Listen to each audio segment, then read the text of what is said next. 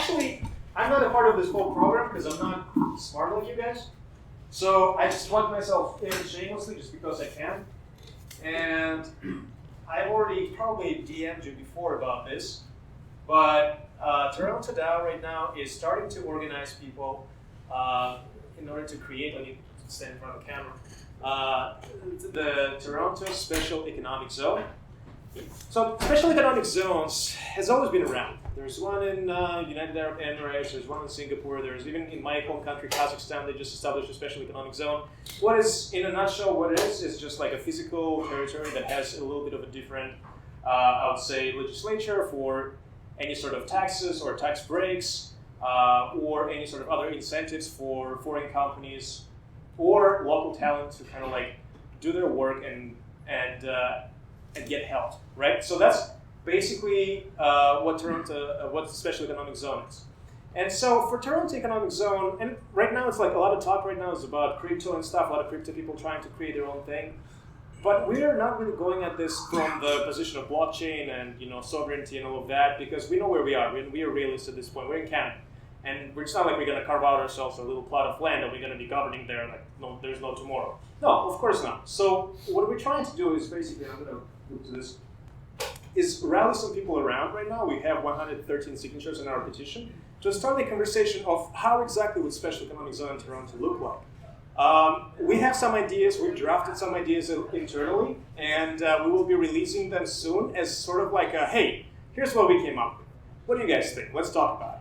And right now we have 113 signatures for Toronto Special Economic Zone, but we're planning to get to 1,000 signatures. Why are we creating this petition? Because it's not, we don't want to be just some folks who is like, oh, we have this crazy, stupid idea, let's try to make it happen. We want to make sure that we represent the people. And we want to make sure that we have the people's approval behind us when we will approach big businesses, big corporations, big governments, the city council, the mayor, the governor, the premier, and all of that. So for us, it's very important that you show your voice. And that's why I am imploring you to start spreading the word around, spreading this hashtag, this QR code, and most importantly, sign yourself this petition to create the Toronto Special Economic Zone. Long story short, TLDR, we have this crazy idea. We want to make it happen, but we want to make it happen in a smart way where we respect people's opinion, where we want to make sure we have the weight of people's approval before we present it to the big decision makers in the country. Because again, we're in Canada, we're trying to go by the book, we're trying to be conservative, but at the same time we do want changes because people want to have more opportunities and more jobs. And that's what we're trying to accomplish. That's pretty much it. In the spirit of fairness, I'll answer any questions, but my overall answer will be, we'll see about that. But go ahead. Anyone have a question? Yes? You get lots of signatures in your petition. You got a discussion going. What's the immediate goal so we can aim for that?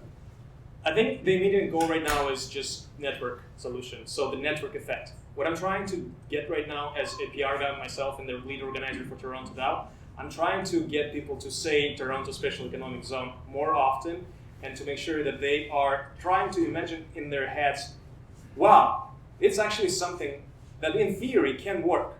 And so what we're trying to create right now, after we create enough signatures, some sort of a roadmap, which is a draft, like a roadmap solution, okay, I kind of see this happening. I kind of see how this can work. I kind of see this as a good idea. And maybe, because we are in touch with lawyers right now as well, I had a good consultation with a lawyer about this whole thing before we started, and they all like that. And Toronto already has Special Economic Zone legislature. We already have all of that. It's just a matter of someone needs to get there, and just grab it. You know what I mean? That's what we're doing. We're grabbing this, and we're trying to, the bull by the horn, and we're trying to do something and steer it in the right direction. But super vague, I understand, but legit, we just started 2 weeks ago, so we're trying to get this pumping. Yeah, Lennon. So I preached about it, I signed it, I love it. Can you say more about what are some of the policy points? I know I kind of asked you about it, or at least the policy process you guys are looking at doing to be hey, we want, this is what we want this to look like, whether it's UAE or whether it's Hong Kong. Yeah, so and again, I've talked, I've sent some of the notes within the team, but a lot of it will be with type breaks, just like in a nutshell. A lot of it will be how can we make sure that housing is affordable, but in my opinion, most important, how can we get American VCs not to get scared of investing in Toronto? And how I see the special economic zone is sort of like a little pocket, a love pocket, if you want to, call it like that, where VCs can finally go into Canada and not be scared of like staying there because those liability. When I talk to VCs, like, where are you headed for? Oh, in Canada? No, fuck that. So when we try, that's what I'm hearing is like, oh, you're in Canada? No, we're dealing only with like Delaware Basin and all that stuff.